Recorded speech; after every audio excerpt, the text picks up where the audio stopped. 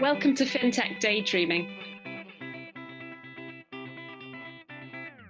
the podcast that dives into the world of banking technologies and the ever-changing landscape of fintech companies. We bring you real-life examples from global and local thought leaders, as well as experts working within the financial industry, and seek out the best stories from the front lines of financial services innovation, where dreams of industry pioneers meet reality. Hosted by Paul Krogdahl and Ville Sontu. This is Fintech Daydreaming. Welcome back, everybody, to a fresh new season of Fintech Daydreaming. My name is Ville Sontu, and I will be your host for this first episode of this season. I'm joined, as always, by my partner in Fintech Crime, Paul Krogdahl. So, Paul, how was your summer? My summer was fantastic, Villa. Thank you. And I'm pleased to be your partner in Fintech Crime, as usual. Yes. Whenever talking about financial crime, we always have to ask, is it for or against? So I guess we're going to be against. So yeah, that's the idea. Yep. But good. On with the season. Again, we are fresh and kind of refreshed after the summer vacation, even though it was quite a lot of fun for me, at least. I went to two music festivals and hopefully recovered from my summer endeavors. The topic of today is going to be our favorite topic and the very usual thread that we have in Fintech Daydreaming, which is, of course, digital banking. Digital banking has introduced new types of technologies into this space. So we are talking about cloud native platforms, modularity, API first design, scalability, and all of these fancy new tech words that you hear.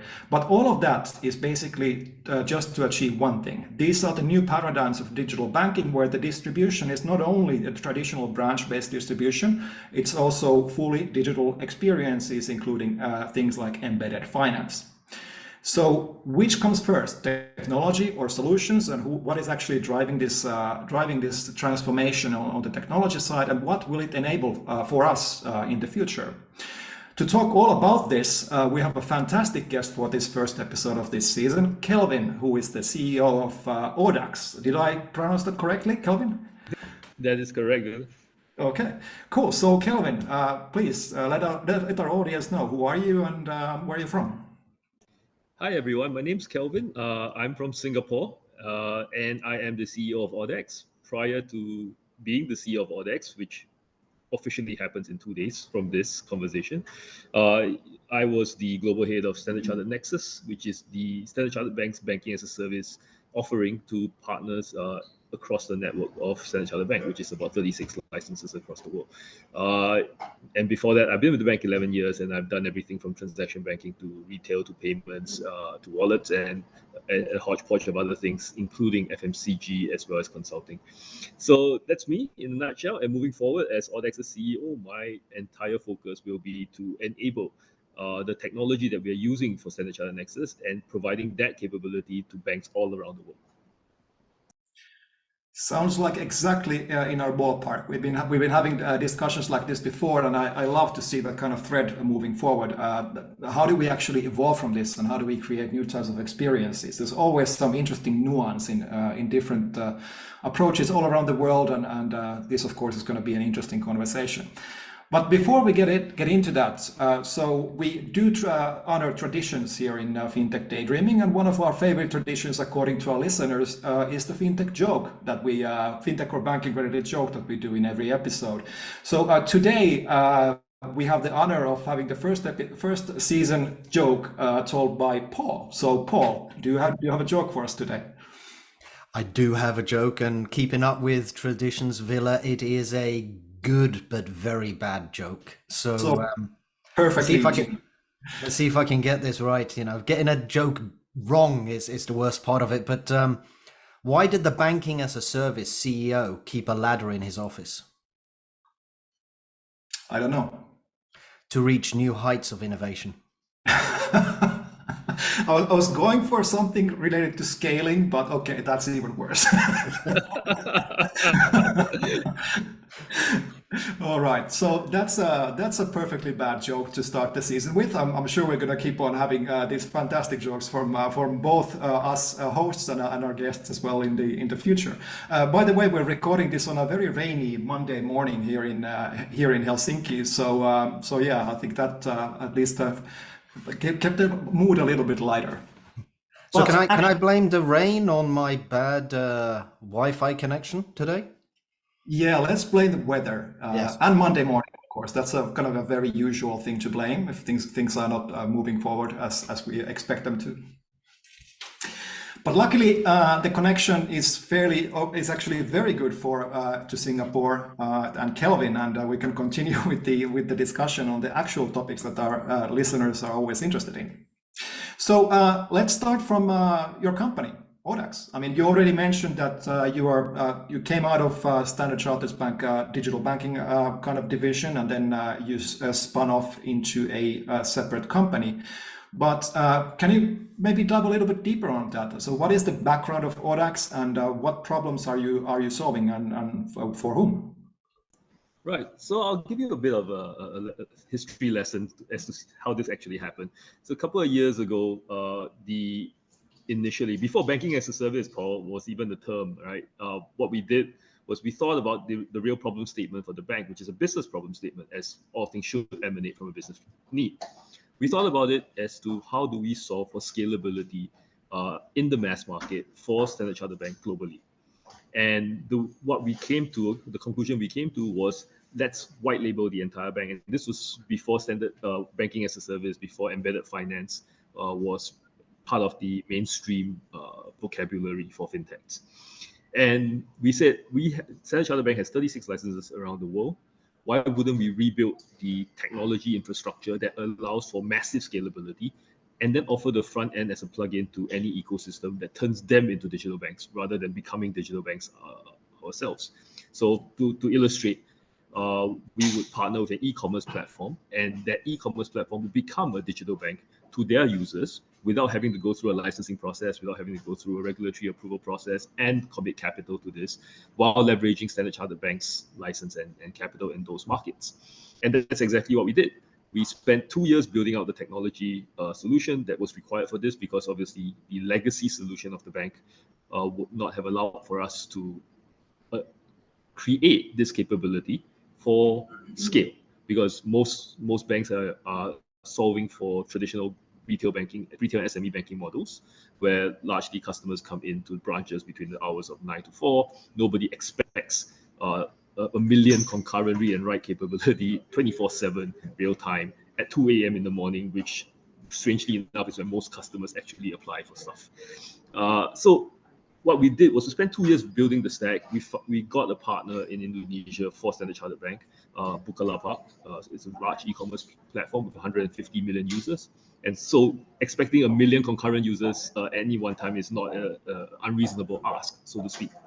And we're up and running. So we're up and running in Indonesia for Standard Chartered Indonesia as a client. And they have onboarded Bukalapak as a bank. So Buka Tabungan, which is Bukalapak's bank, I suppose, for all intents and purposes, is built and managed by Standard Chartered using audax's technology. A second country with another partner is about to be announced very soon. So keep your eyes peeled out for that. Now, as part of that process of building out that business model for the bank, we realized that we have created a significantly commercial technology solution that most banks would want to have. And it is in line with a global trend. And we thought very, very early on that we were at the forefront of that global trend of thinking about scalability and mass market white labeling and banking as a service. Given that we were there before banking as a service was part of the official vocabulary. So we said, would many banks want this? So, and then we did a bit of research, spoke to many other banks outside of Standard Chartered, had conversations with partners, the infrastructure players, technology partners outside of the bank, and realized that we may actually be in the early stages of many banks looking at alternative digital distribution models for scale, for lowering the cost to serve, for lowering the cost to acquire, and creating a business model that is far more return on equity accretive than the traditional ways of SME or retail banking. And I think we are just at the beginning of that tide.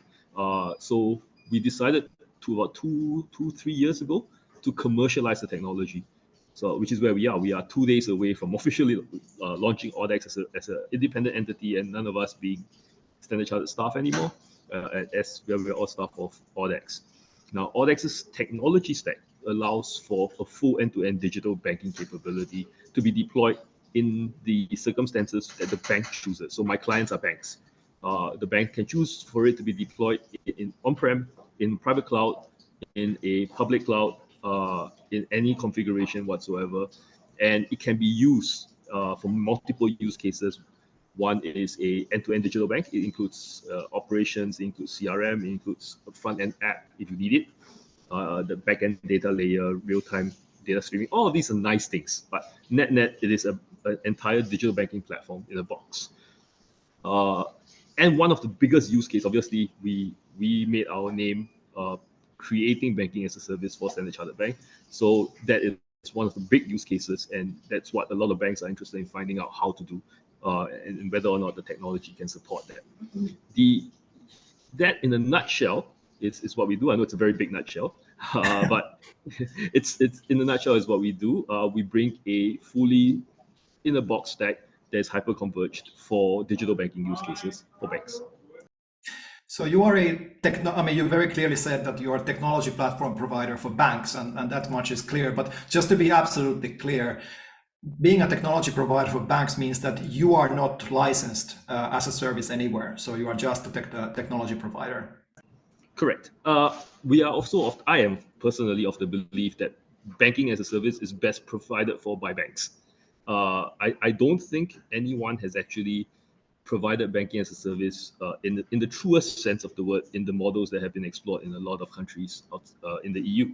Right, most of them facilitate banking as a service in that they are the intermediary layers between the bank and someone else on the front end, but not so much providing banking as a service. The one exception to that rule, or the two exceptions that I can think of to that rule to a large extent, is Solaris in Germany, and potentially the partnership between Vodeno and Ion Bank and NatWest, I suppose, in the UK.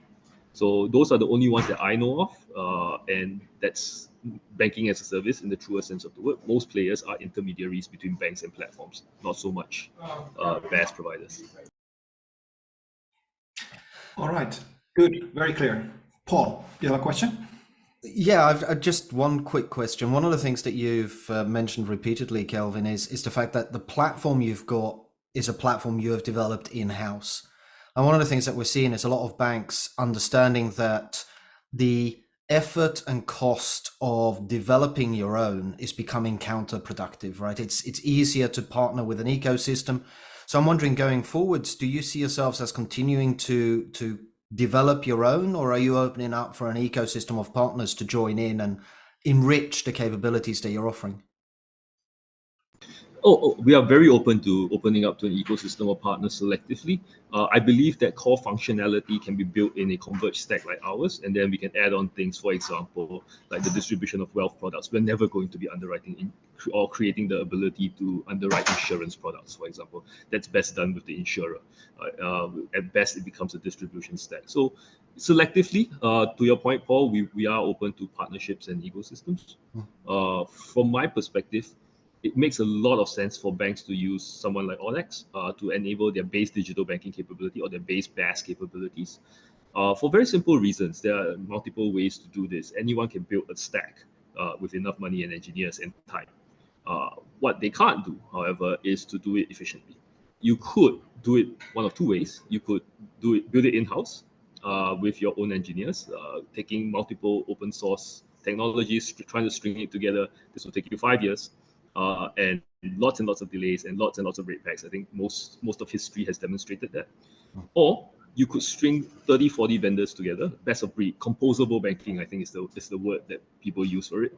You put a Salesforce on your CRM, you put something else into your ops portal, you put a Snowflake for your data lake, and you create a nice front end, and you know, a whole bunch of stuff. You put 50 vendors together. You can do that too, and you can probably get there in 2 to 3 years. But then you also have 50 vendors to manage. So composable banking is great until you realize you have 50 vendors to manage. and that in any severity one incident, the root cause analysis for a vendor downtime is going to take you a lot of time to find out, and your contracting, and not to mention your ownership and run costs goes through the roof, right? It becomes like $100 million setup cost and $100 million run cost before you know it. So we take the position that it is best for the fundamental digital banking capability to be in a converged stack, one vendor providing you the end-to-end solution, and then you open up the ecosystem to other players for various functionalities that you may not want to either build or create independently. So a bit of a follow-up question on that, and you partly answered this already, but let me try to package this in a bit of a different way. So when in Standard Chartered, you made the decision to build in-house instead of using an existing platform that was already out in the market, what were the kind of main drivers for that decision to start building in-house? You already mentioned a couple of those things, but what were the specifics in the environment in Standard Chartered that made you land on that decision? Oh, firstly, cost of ownership, cost of setup, right? I wasn't prepared or didn't really think it was necessary to spend $100 million to set up a stack just to enable banking as a service. We could do this much cheaper, leveraging significant amounts of open source capabilities, and then improving on those capabilities with our in-house technology teams. And to be fair, we ring-fenced the technology team such that they were separate from the BAU. And we recruited very specifically for the right kind of characteristics and aptitudes for building technology IP. The second bit obviously was about 6 months into the process. Like I said earlier, we realized that we should create an independent venture out of this, since we were so far ahead in terms of building something like this for a global bank. And that if we are going to truly commercialize that IP, it will need to be a defensible piece of IP, not a whole bunch of partner vendors that you string together. So that's where the differences were, and that's what drove how we built the philosophy behind why and how we built what we've built. Cost to engage, cost to maintain, cost to serve, plus commercialization of IP. And now you're on the other side of that conversation, because you are now providing platforms for banks who are making those same decisions. So do you think that you're better equipped to basically serve those customers now that you kind of went through that process, and now you're kind of convincing the other side of that conversation as a platform provider for banks to actually get an external platform?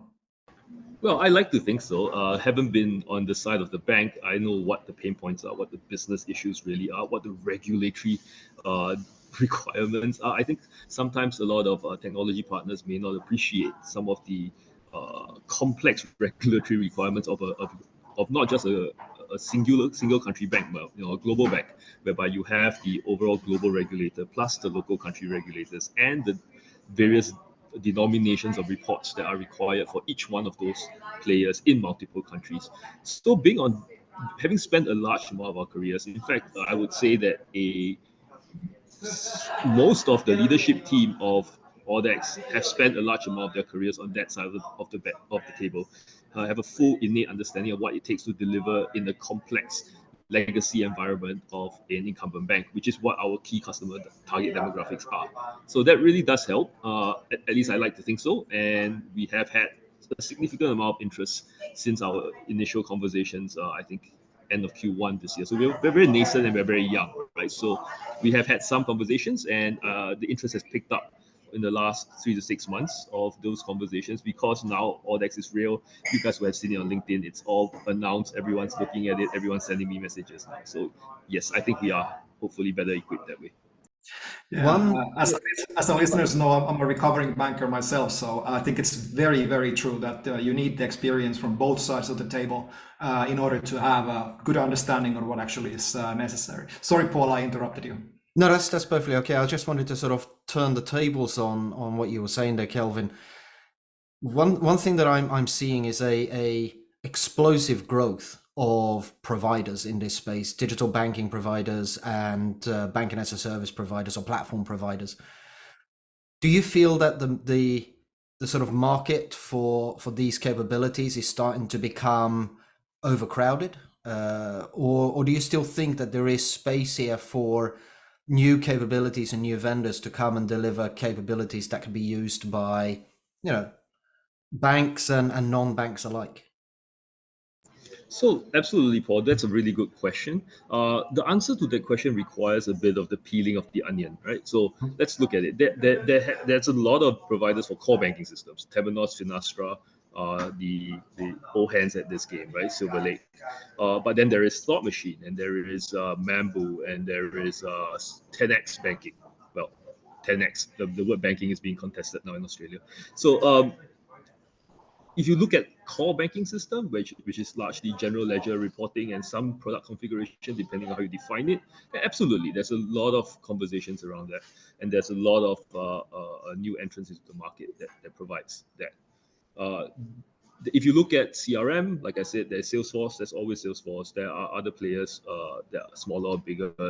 Microsoft Dynamics, for example. Now, and then that conversation can quite quickly, iteratively lead to each vertical of the banking stack being saturated with a whole bunch of players, right? But then again, then that depends on your use case. If your use case is that I want to improve this one piece of my entire existing banking stack, then I think you should definitely pick a best in breed. But if you're launching a new business and you're launching a new digital bank and you're launching a new BaaS business, does it make sense for you to string together those 30, 40 different little bits? Or does it make sense for you to have a fully integrated stack that can be deployed quickly? I think that in the latter space, whereby it is an integrated stack end to end that features everything from the front end app to end integration to partners, or to the way to all the way to back end data and reporting, that can be integrated on top of any core banking system. Not many players play in this space. There are some that do, that talk about it. I can name one or two that are interesting. I think Lentra is pretty interesting. M2P is pretty interesting in various geographies. They're not everywhere. And then beyond those two names, I struggle. I struggle to think who else does something like this in a comprehensive manner that we're talking about. Backbase does it for the engagement layer between the app and the database, but they don't actually run the whole thing. So if you peel the onion, you realize that there are many different value propositions. If you want the best CRM system in the world, I would say audax is probably not your best bet. Go get a Microsoft Dynamics or Salesforce, pay them the whatever $2 million to set it up. But if you want digital banking end-to-end infrastructure up and running quickly, and servicing all use cases for digital banking, so either as standalone digital bank or as a banking as a service capability, then possibly better to come to someone like us where the stack's integrated and ready to go, as opposed to trying to put it together. Just a continuation on that. Do you see a strong differentiation between banking as a service and embedded finance? Well, that is almost a philosophical discussion, Paul, on this one, right? So it really does depend on how you define embedded finance. My personal opinion, I think embedded finance is the larger category of approaching the way financial products are consumed by users. So embedded finance means putting it into the day-to-day consumption patterns of the individual. So in the ecosystems where they actually do it. Banking as a service, on the other hand, specifically is the view of the provision of financial services products from a bank to a non-banking organization, and how they use that and put it into the past of those consumers. So one is derivative of the other, but embedded finance is the larger category of description, and banking as a service is the business model. So speaking of business models, you mentioned that your customers clearly are banks, licensed, fully licensed banks. Now, in terms of addressable market for you, I mean, obviously these digital propositions by existing banks and new banks is something that is your market effectively. Do you see that there's already enough banks? Are we going to see more digital banks? Do we need more digital banks? Or are we actually going to have consolidation? We're going to have less banks in the future. So again, looking at your customer base and addressable market, how do you see this evolving? Interestingly, my personal view is that there are more and more banks who will look to enable a BaaS/embedded finance capability, and that we are at the beginning stages. Also, we can't really size that market effectively well. two things. What I do know is the BCG, I think, recently communicated a report whereby only 5% of the digital banks globally are profitable. Of that, 11 of them sit in Asia. Of that, most of them are actually ecosystem banks, meaning they are embedded into existing ecosystems. Kakao, WeBank, and the like are the best examples of that. So I think a lot of banks will start looking at this model with a lot more interest in terms of solving their business scalability and return on equity. Well, I wouldn't say problems, but challenges. So to size it, we've taken a proxy sizing of in terms of how much banks invest in technology, builds, and change in retail over the last couple of years, and that's I don't think it's a very scientific approach to this. I think it is best guess, but that's still a $400 billion business, right? In terms of globally, obviously, if you subdivide it by regions, it becomes a lot smaller depending on which region you go after. But yeah, globally, it's a $400 billion business just on bank transformation alone. So if you use that as a proxy, I think the number of banks looking at this will grow.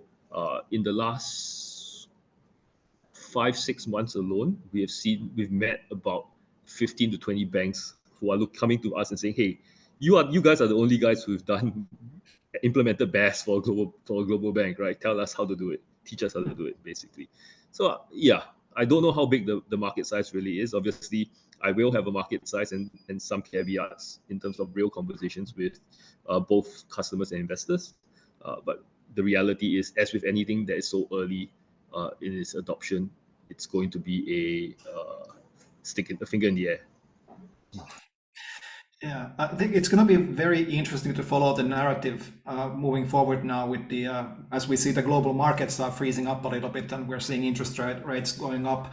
The venture capital is maybe a little bit harder to get.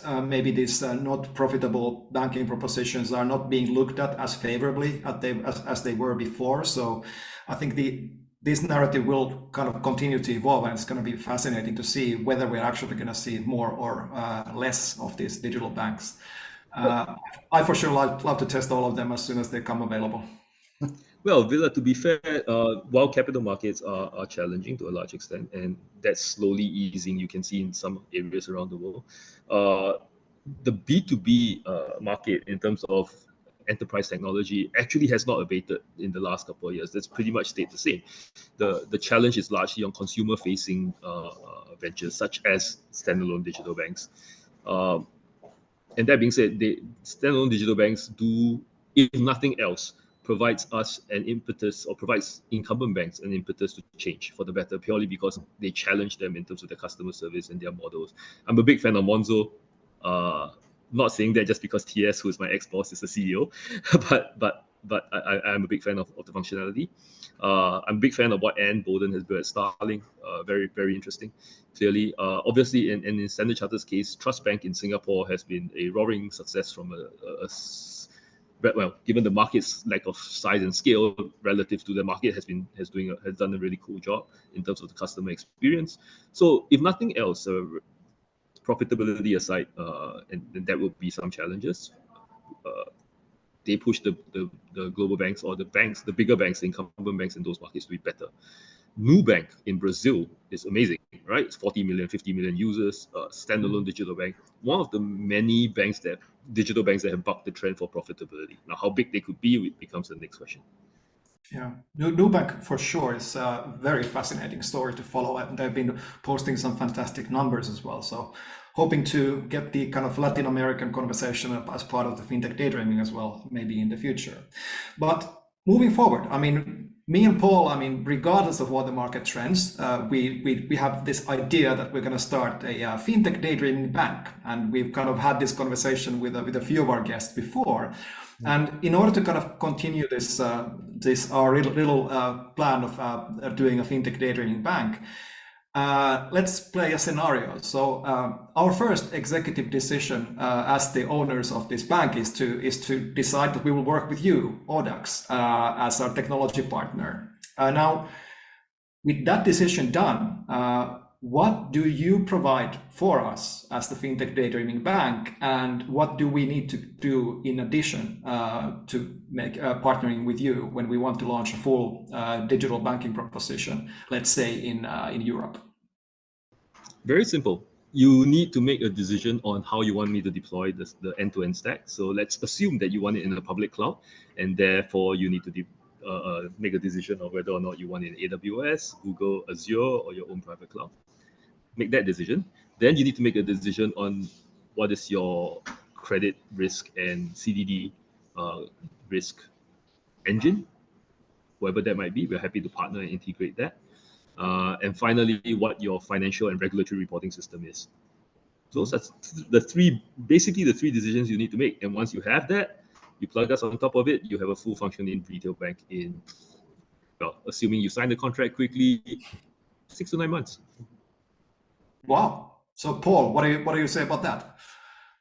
I think that sounds very tempting. I think we're getting closer and closer by the day here, Villa, to launch our own bank. But from a sort of banking product proposition, if we onboard with your platform, how do we get to manage our offerings to our clients? Do you predefine what it means to operate as a bank and therefore give us products to configure? Or are you more engineering led, where we can, our dreams are open? Yep. I mean, it's your bank, it's your license, it's your balance sheet. How you can configure the product in any way possible as long as it's technically feasible. So, which is really saying, the sky's the limit. If you want to make a mortgage that flies, go for it, guys. We will provide the base product and we will help you do the configuration. I mean, as part of any change management and requests. And if you guys want to take over the actual configuration itself, we'll provide you the portal and the solution for that. Okay. I mean, sounds like we just have to fill in the paperwork then, Paul, and then we should be all set. And we need to get the banking license as well, right? So. Yeah. I mean, the paperwork for the license, and I suppose there are some capital requirements as well that we need to figure out. But that's details, so let's worry about them later. All I hear is that we can launch in 9 months. That's the most important thing here. But related to that, perfect. actually.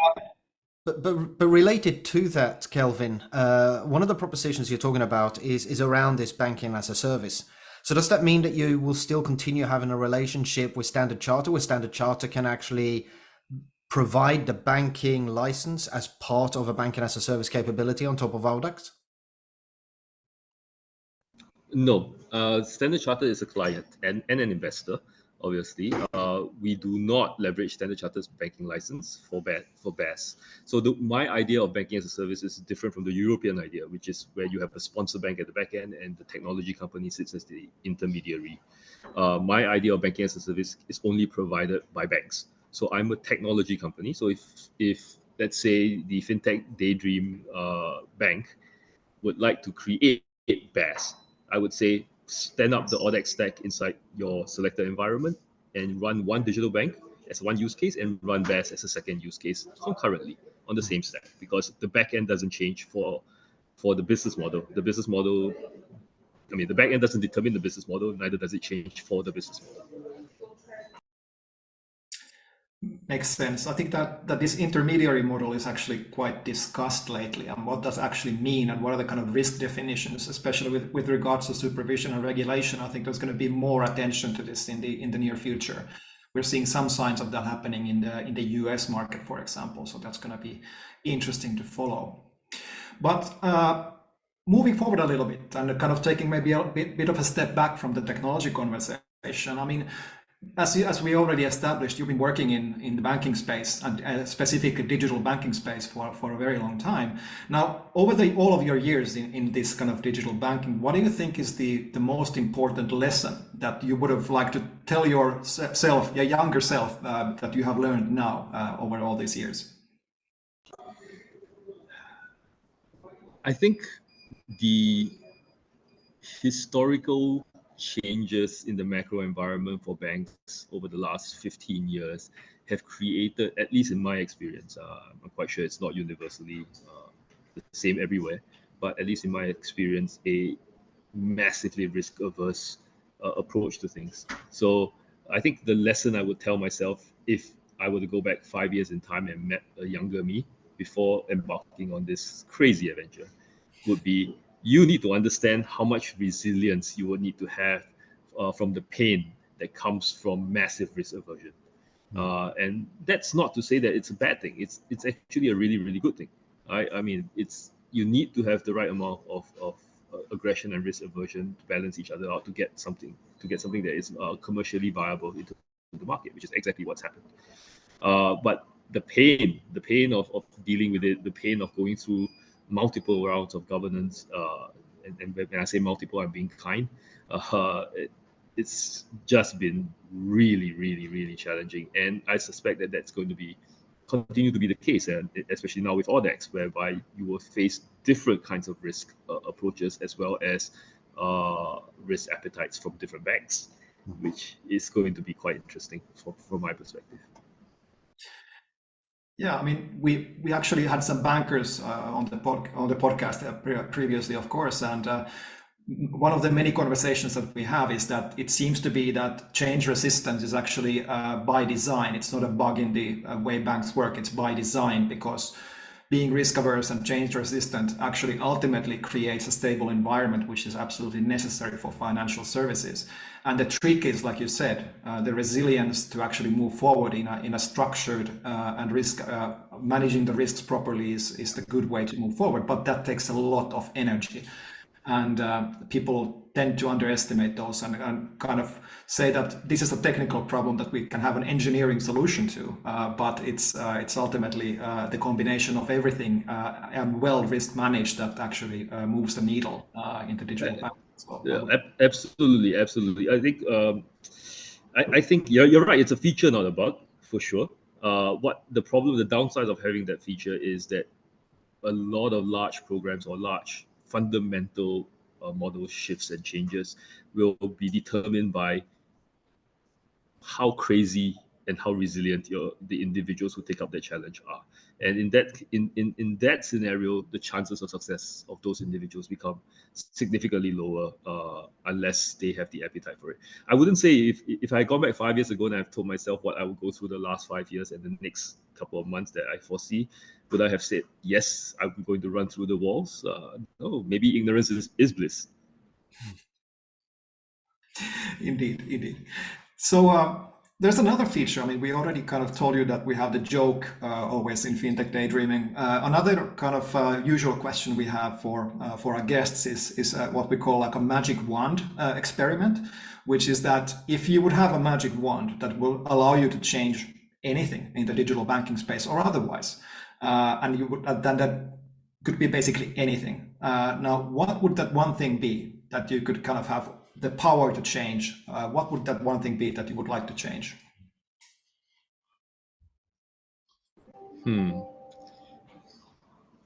Well, I wouldn't say digital banking specifically. I think this applies to all, not just organizations, all institutions, the regulators, everyone.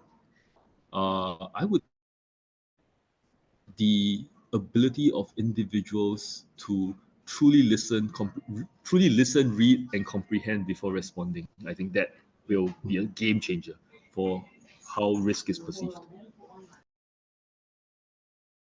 Interesting.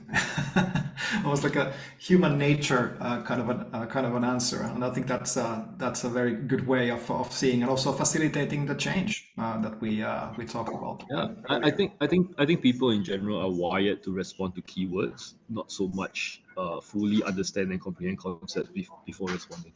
I think that makes a lot of conversations very challenging over time. 100%. It's a really interesting thought process there. It's as humans, like we say very often, we listen to answer rather than listen to understand. And particularly when you start talking about regulated industries, you start talking about critical decision points, and being able to balance the rigidity and focus on stability, like Villa said, versus trying to find new innovative solutions for the future of banking. You need to think more and listen more. You're absolutely right.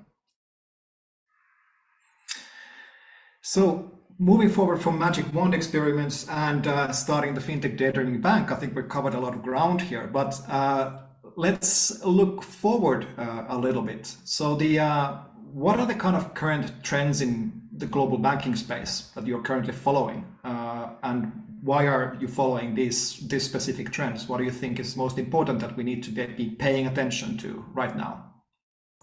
I mean, because this is a bit biased, obviously, given my circumstances and what I'm trying to achieve. I follow the conversations around scalable digital business models quite closely, from the writings of Bain, McKinsey, DCG, Oliver Wyman, to banks themselves talking about how they want to solve for this. The issuance of the digital banking licenses in a lot of Southeast Asian countries. Thailand, I think, is coming up next, and Malaysia hopefully coming live soon. So there are a whole bunch of things that I'm focused on from that perspective. Nothing specific. I look with a very keen eye on Nubank, obviously, given that they've bucked the trend. Most standalone digital banks still fail the profitability test. I mean, Revolut, Monzo to some extent, even though there is a trend in the positive sense, and Starling. Actually, Starling is a very interesting one. So the Starling is doing exactly what I thought to do, in that now they've built up a capability that they created engine by Starling, and they're trying to commercialize the technology behind it. So that's interesting for me. How many players are looking at that? I haven't looked under the hood of what engine like by Starling look like, so it'll be good to see whether or not they are a competitor, and whether or not they move in this space. But those are the key trends. Business model from SME and retail. I think from a corporate banking standpoint, there are other real considerations of how you underwrite risk, how you truly run digital treasury. So many things to look at that sometimes you forget the overall reason for banks being in business is the management of risk, right? And the question of, is there any new innovative way of actually managing that risk? I don't think so far there has been a significant piece of literature that has demonstrated real thought leadership change on that. I may be mistaken. I'm happy to be corrected, of course. Other than alternative data, which we've been talking about for like 20 years anyway. So that I would be very interested to see if there's anything in that space.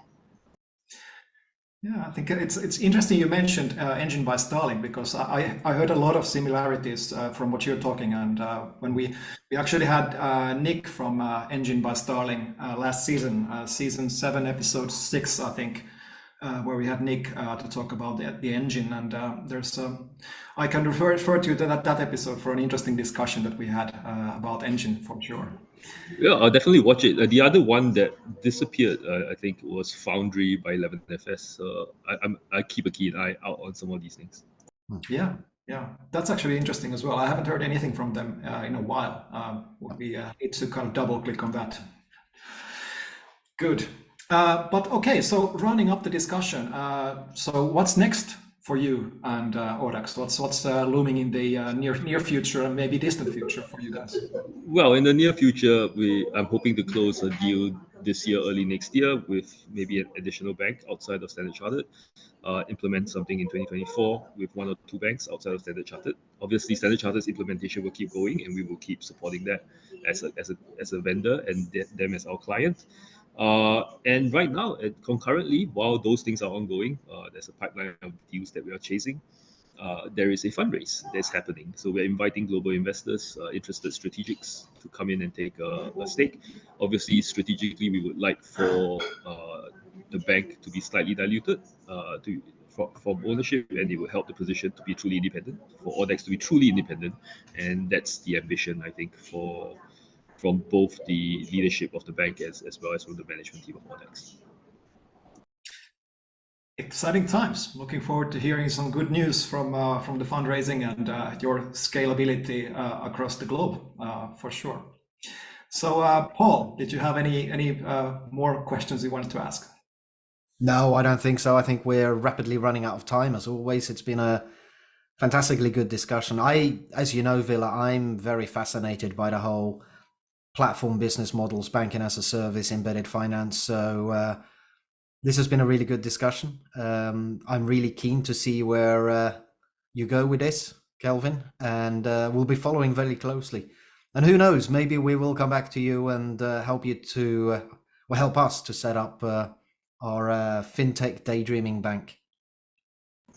Looking forward to that, guys. I would love to help you guys set that up. And I'm definitely going to meet you guys, I suppose, hopefully in next year's Money 2020, where Paul and I met this year. Oh, for sure, for sure. I'm actually planning to be in the Vegas Money 2020 as well, so maybe I'll see you there. But good. Kelvin, was there anything you wanted to mention that we didn't get to talk about today before we close? No, I thought this was a really good conversation. Thank you very much for featuring me. I'm happy to. Well, let's see what happens in the next couple of months. If we have a good, interesting story, then let's copy back and see whether or not we can do another conversation. Excellent. We will definitely follow up on that and see where you are the next time we talk here on the podcast. So with that being said, thank you so much, Kelvin, for being our guest. How can people find out more about you and get in touch if they want to? Yep, very simple. We are at www.audax.io, or you can email me at kelvin.tan@audax.io to get any information that you require. Great. And you can find us at fintechdaydreaming.com. You can find us on YouTube and all the podcasting channels that you can imagine. Please follow, subscribe, like, review, post comments, the usual stuff that all the podcast hosts tell you to do, because that's the way we get more listeners and we get more people to hear all about these fantastic fintech propositions and stories that we are sharing on this podcast. So thank you for joining us for another episode of Fintech Daydreaming. This was the kickoff of season 8. I can't believe it's already 8 seasons, but it's been fun and we continue to have fun. This is going to be a very, very interesting season looking at the lineup of guests that we're actually going to be having in the next couple of months. So again, thank you so much. Thank you for joining, and this has been Fintech Daydreaming. This is Fintech Daydreaming.